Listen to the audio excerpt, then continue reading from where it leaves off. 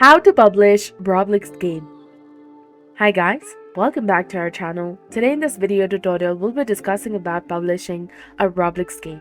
So now let's get started. First of all, you need to open your Roblox Studio. Open your Roblox Studio and make sure that you're logged in with your specific account. Now, it should automatically show the games you've created, and if it asks you to log in, do so. You can create a new one if you want, or use existing one. And to create a new game, you can select a template like Classic, Base Plate, or anything according to your preference.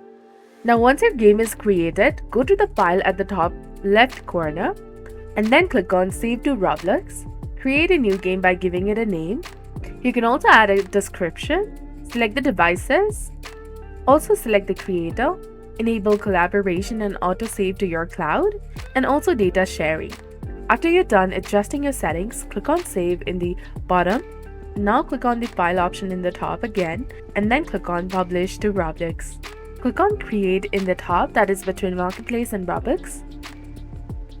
Now go to Creations, and you should see your game over here. Now you can click on this pencil icon to edit it. Then go to Settings.